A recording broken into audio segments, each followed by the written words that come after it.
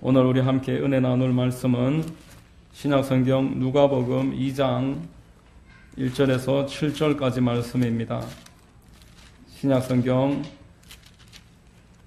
89페이지 누가복음 2장 1절에서 7절 말씀 다 찾으신 줄로 알고 제가 봉독해 드리겠습니다.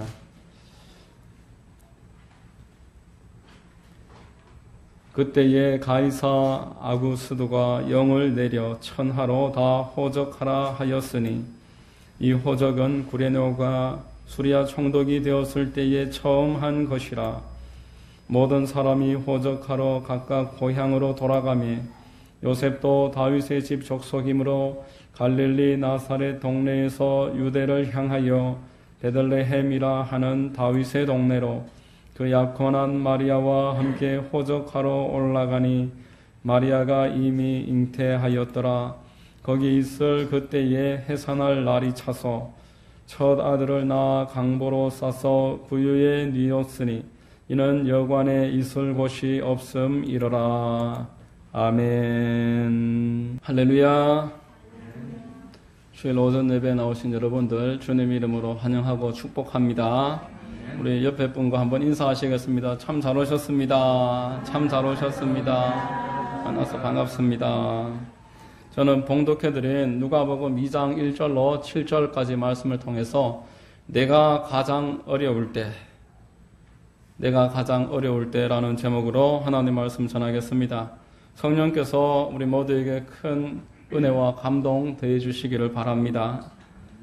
여러분, 윤복희 씨의 여러분이라는 그 노래가 있는데 그 노랫말을 쭉 읽어보니까 네가 만약 괴로울 때면 내가 위로해 줄게. 네가 만약 서러울 때면 내가 눈물이 되리.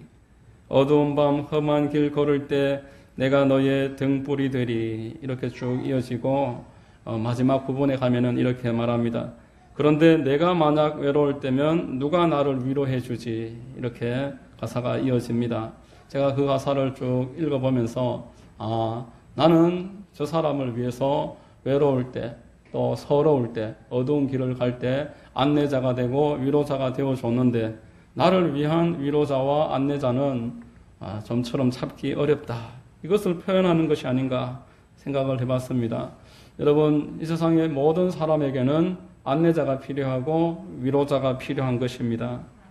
구약성경 시편을 쭉 읽어보면은 믿었던 사람에게 실망하여 고통당한다라는 그러한 주제의 내용들이 반복적으로 많이 나옵니다. 여러분, 다윗의 인생사를 한번 생각해 보면은 실망의 연속입니다. 무슨 이유였는지 아버지 이새는 아들이 8이 있었는데 그 말째를 양치기로 맡겨놓고 그 7 아들을 데리고서 그 사무엘 선지자 초청을 받아서 잔치자리에 가는 장면이 있습니다. 말째는 오히려 더 데리고 가야 될 법한데 말째는 양 맡겨놓고 7명만 데리고 잔치자리에 간다라는 것은 이 다윗에게 뭔가 가정사에 크나큰 아픔이 있었을 것을 추측해 볼 수가 있습니다. 그 성장기를 잘 지나왔던 다윗이 결혼한 이후에 골리앗을 싸워서 이기고 영웅으로 추대가 되었지만 그 장인이었던 사울은 시기 질투에서 그 다윗을 10년 동안 죽이기 위해서 쫓아다닙니다. 다윗이 얼마나 마음에 고통과 실망이 있었겠습니까? 어렵사리 왕이 되었는데 이번에는 아들 가운데 압살롬이라는 아들이 아버지를 죽이겠다고 칼날을 들이밀고 그렇게 쿠데타를 성공해서 다윗은 눈물을 흘리며 맨발로 도망갔다. 이렇게 성경은 기록을 하고 있습니다. 다윗은 시편 55편 말씀에 자신의 그 심정을 잘 고백을 합니다. 나를 책망하는 자는 원수가 아니라 원수일진데 내가 참았으리라. 나를 대하여 자기를 높이는 자는 나를 미워하는 자가 아니라 미워하는 자일진데 내가 그를 피하여 숨었으리라. 그는 곧 너로다. 나의 동료, 나의 친구요, 나의 가까운 친우로다. 라고 말합니다. 이렇게 고백했던 다윗이 그 마음이 얼마나 괴로웠던지 같은 55장에 보면은 내 마음이 내 속에서 심히 아파 사망의 위험이 내게 이르렀도다. 두려움과 떨림이 내게 이르고 공포가 나를 덮었도다. 나는 말하기를 만일 내게 비둘기같이 날개가 있다면 날아가서 편히 쉬리로다. 내가 멀리 날아가서 광야에 머무르리로다 라고 말했습니다.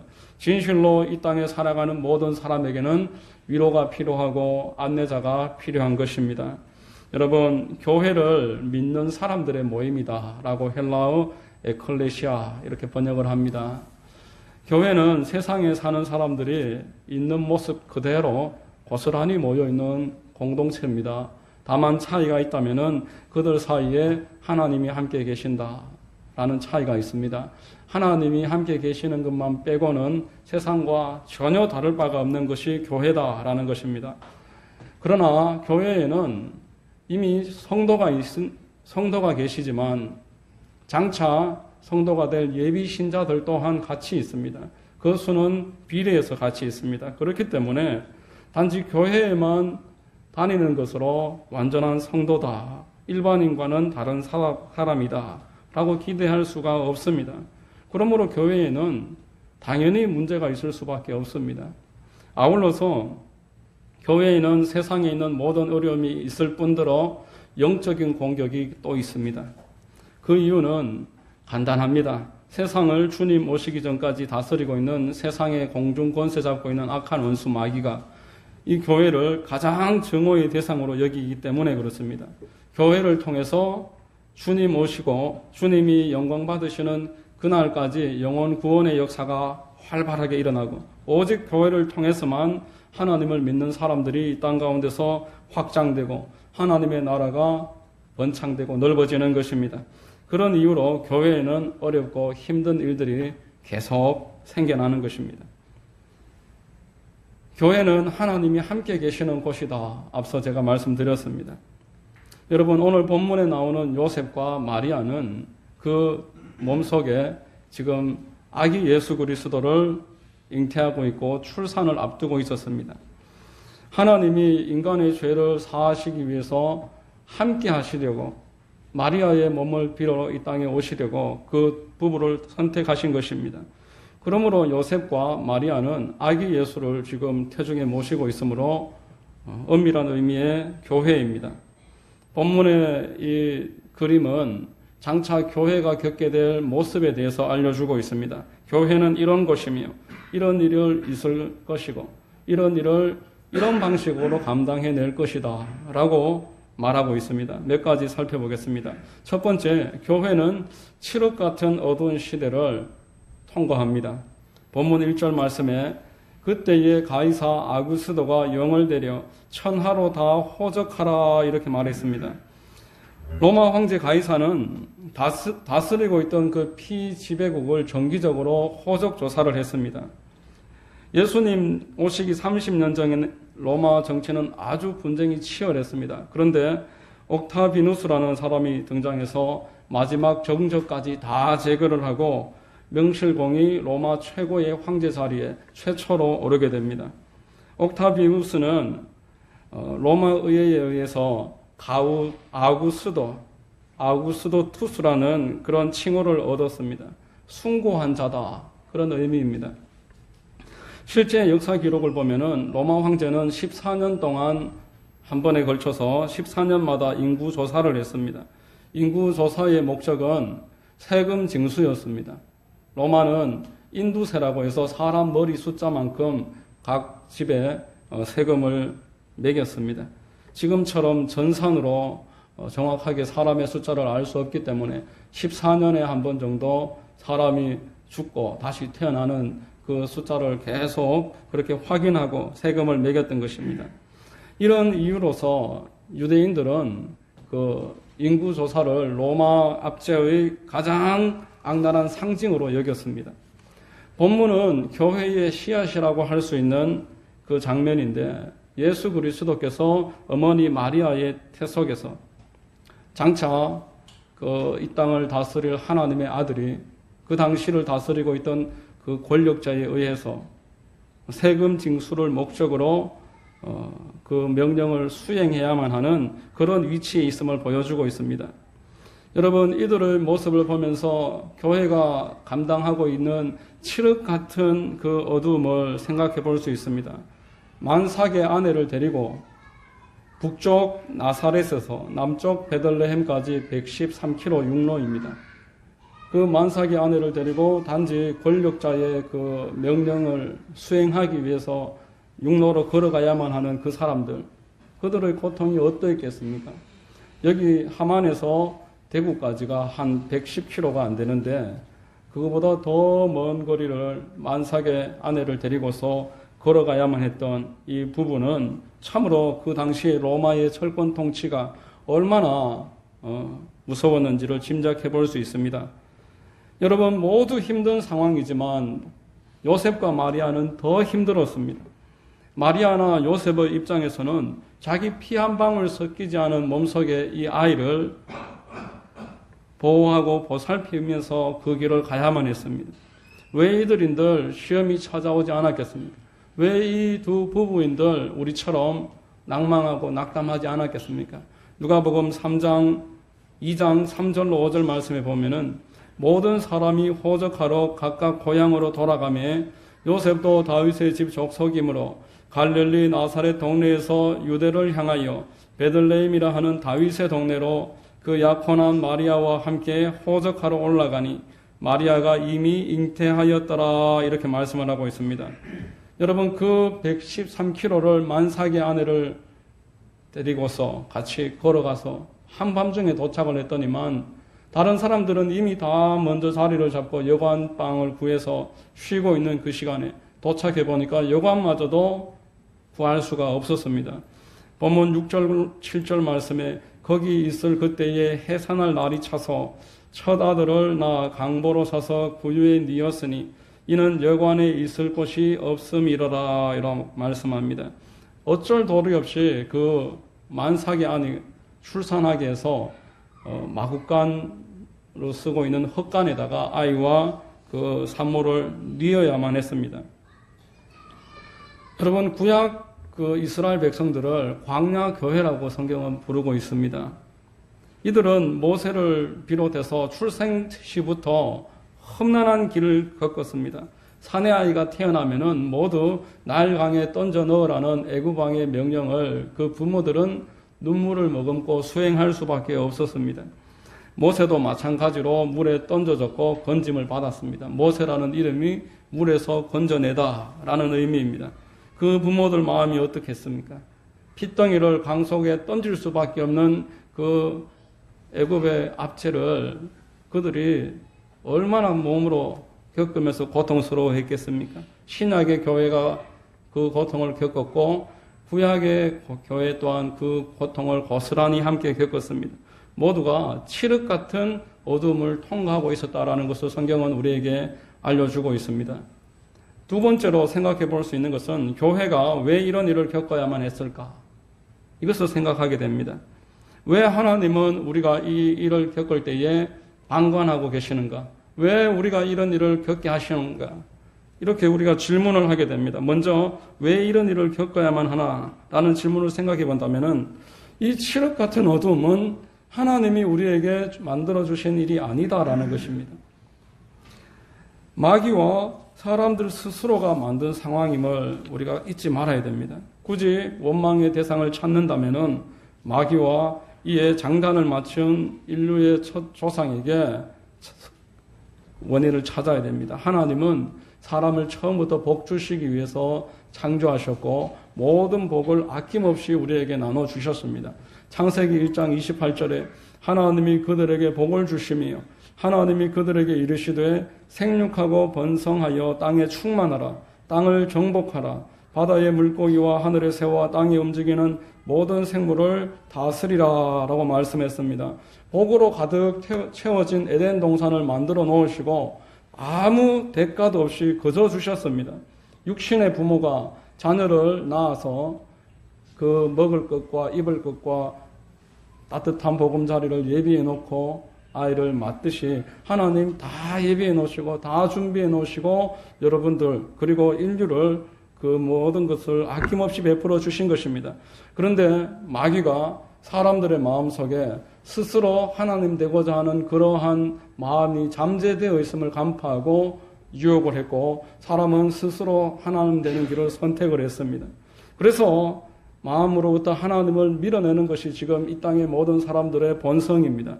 누가복음 15장 탕자의 모습이 이를 가장 잘 표현하고 있습니다.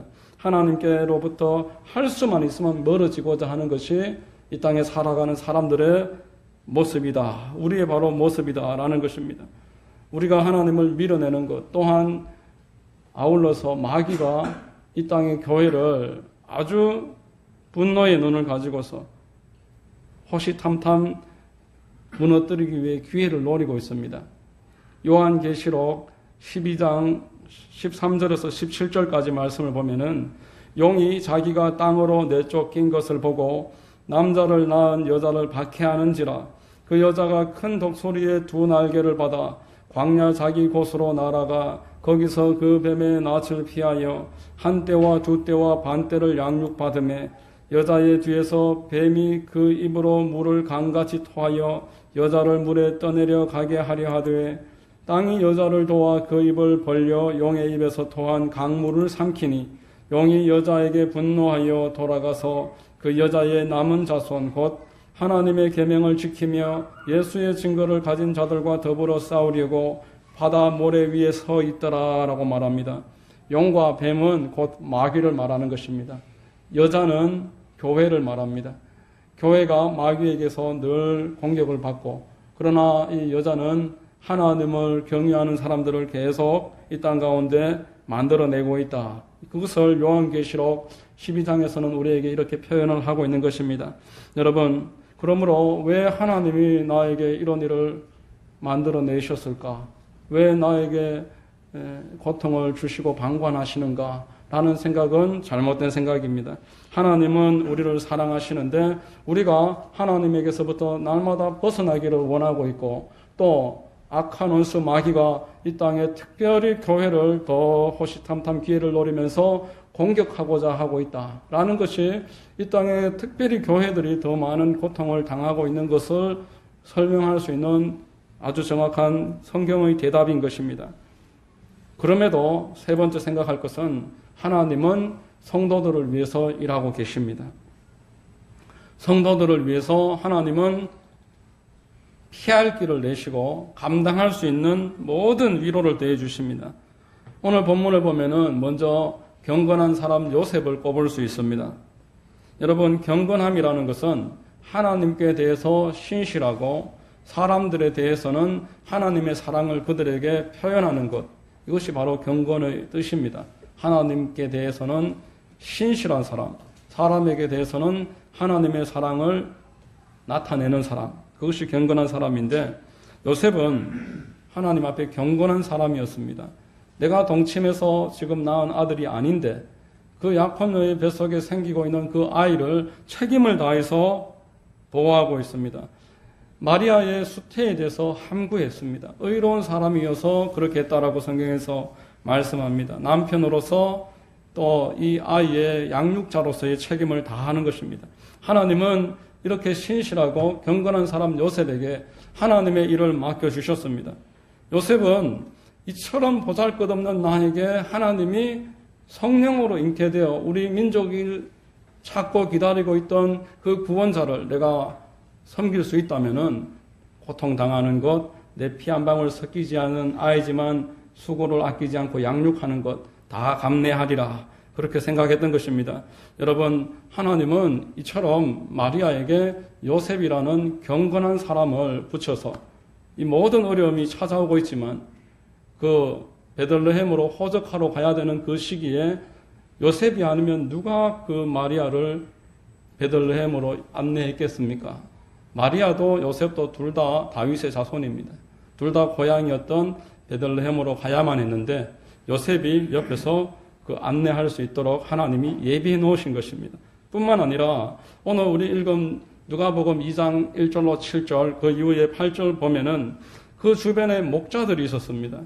하나님이 천군 천사를 이 목자들에게 보내어 마리아와 요셉을 위롭게 하셨습니다. 누가복음 2장 11절에서 12절 보시면은 오늘 다윗의 동네에 너희를 위하여 구주가 나셨으니 곧 그리스도 주시니라. 너희가 가서 강보에 쌓여 구유에 뉘어 있는 아기를 보리니 이것이 너희에게 표적이니라 라고 말했습니다. 여러분, 목자들이 찾아가서 요셉에게 이야기를 전했을 때에 요셉이 마음이 얼마나 위안이 됐겠습니까? 자기에게 와서 천사가 자기를 찾아와서 그 아이는 하나님의 성령께서 잉태된 하나님이 보내신 구원자다 알려주셨는데 그 마음이 지금 고통과 많은 어려움으로 많이 낭망되고 지쳐가고 있을 그 무렵에 다시 목자가 찾아와서 본인들이 천사로부터 전해받은 이야기를 전해줍니다. 이 아이는 하나님이 예비해 놓으신 구원자다. 오늘 다윗의 동네에 너희를 위하여 구주가 나셨으니 곧 그리스도 주시니라. 이렇듯 천사들의 그 음성을 목자들을 통해서 다시 한번 전해 들었을 때에 요셉은 기뻤을 것입니다. 여기에 대해서 하나님이 물질도 예비해 놓으셨습니다. 마태복음 2장에 보면은 멀리 동방에서 박사들이 큰 왕이 날 것이라는 그 하늘의 별자리가 이동하는 것을 보고 천체를 살피는 학자들이 베들레헴을 향해서 그 별을 보면서 찾아옵니다. 그 별을 보고 찾아와서 이렇게 경배했습니다. 집에 들어가 아기와 그의 어머니 마리아가 함께 있는 것을 보고 엎드려 아기께 경배하고 보배합을 열어 황금과 유향과 모략을 예물로 드리니라. 여러분, 뜻밖의 물질의 축복이 주어진 것입니다. 평생 가난했던 이들이 어디서 황금이며 모략이며 유향을 구경이나 할 수 있었겠습니까? 하나님이 이렇게 예비해 놓으신 것입니다. 오늘 당장 이 본문의 그림 속에 나타나고 있는 하나님이 예비해 놓으신 세 가지 장면.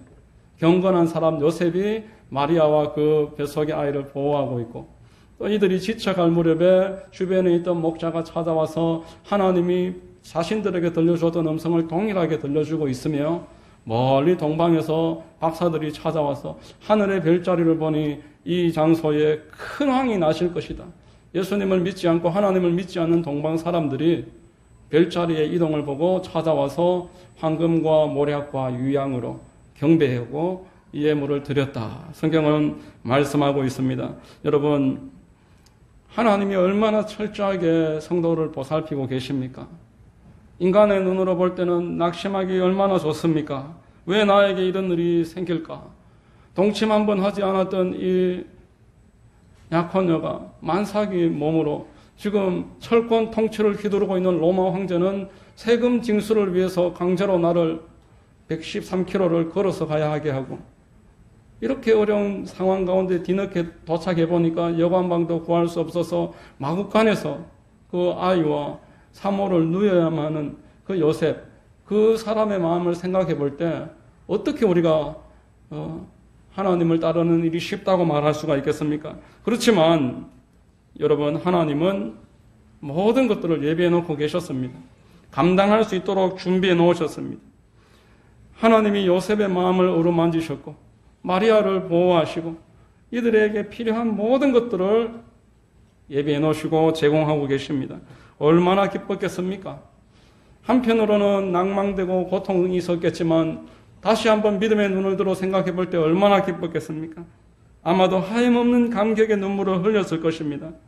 겪어보지 않은 사람은 알 수 없는 하나님이 나와 함께 계시다는 것을 확인하는 그 순간의 기쁨, 그 기쁨을 요셉과 마리아는 이날 마국간에 누워 있지만 마국간에 그 말 부여의 아이를 눕히고 있는 그 형편밖에 되지 않지만 그 기쁨의 감격을 누렸을 것입니다. 여러분, 믿음으로 살아가는 길은 마냥 구름 위를 걸으면서 꽃길만 바라보는 것이 아니라고 성경에서 말했습니다. 예수 그리스도를 신실하게 믿고 살아가는 일에는 반드시 나의 인간적인 마음과 마귀의 공격이 있어서 어려움이 따를 수밖에 없습니다. 디모데후서 3장 12절에 무릇 그리스도 예수 안에서 경건하게 살고자 하는 자는 박해를 받으리라 라고 말했습니다. 하나님께 신실하고 사람에게 대해서 하나님의 입장을 대변하는 사람으로 살아가려고 하면은 반드시 박해를 겪을 수밖에 없다라는 것입니다. 박해가 기다렸다는 듯이 찾아온다라고 말합니다. 여러분, 그렇지만 박해만 있다면은, 계속 어려움만 있다면은 누가 이 길을 완주하겠습니까? 어떤 사람이 이 길을 끝까지 갈 수 있겠습니까? 하나님은 고린도전서 10장 13절에 감당하지 못할 시험은 허락하지도 아니하시고 시험 당할 때쯤에 피할 길을 내어 주셔서 감당하게 만들어 주시겠다라고 말씀을 하셨습니다. 시편 78장 19절에 보면은 하나님이 광야에서 식탁을 베푸실 수 있으랴. 사람들이 불신앙의 말을 할 때 하나님이 오냐 그래 나 여기 있다. 그러면서 광야 한복판에서 식탁을 차려주시더라는 것입니다. 하루 이틀 사흘이 아니라 40년 동안 날마다 예비 놓은 하나님의 식탁을 받으면서 이스라엘 백성들은 그 땅을 지나갈 수가 있었습니다. 여러분, 우리가 소풍할 때 지금은 어떤지 모르겠습니다만은 제 때만 해도 늘 소풍 가면은 보물찾기를 했습니다. 그래서 오늘 제가 우리 오늘 설교의 제목을 믿음은 보물찾기다. 믿음은 보물찾기다. 라고 말씀을 그렇게 제목을 잡았습니다.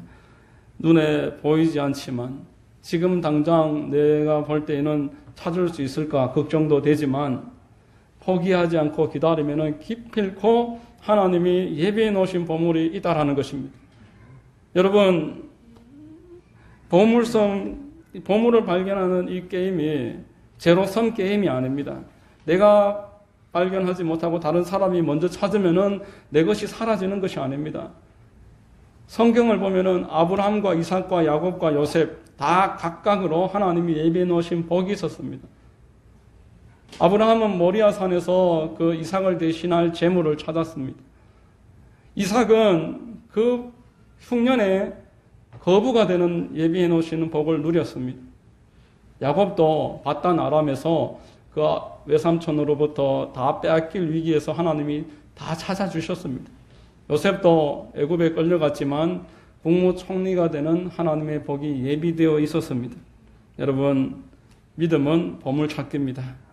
하나님이 우리를 위해서 예비해 놓으신 복이 준비되어 있습니다. 하나님은 우리에게 믿음으로 내가 힘들 때 누가 나를 도와주실 것입니까? 라고 우리가 고통스러워하는 그 순간에 내가 여기 있다. 내가 너와 함께하며 내가 모든 것을 다 준비해 놓았다. 늘 위로해 주십니다. 이것이 바로 성도가 누리게 되는 이 땅 가운데서의 분복인 줄로 믿습니다. 그럼에도 불구하고 하나님은 나와 함께 계시고 예배해 놓으셨고 축복하신다 라는 것을 꼭 믿으시고 하나님의 사랑하시는 그 사랑을 의지하면서 어렵고 힘든 시기가 지금 찾아왔을지라도 감내하시면서 승리하시는 은혜가 있게 되시기를 예수 그리스도의 이름으로 축원드립니다. 기도하겠습니다.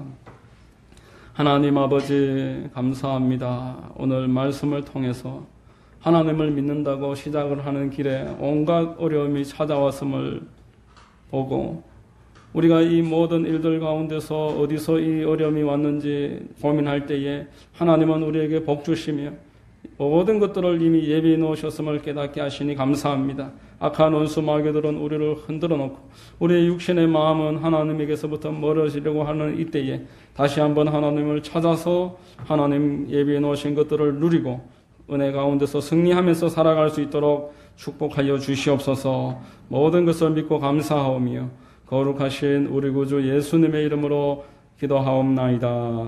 아멘.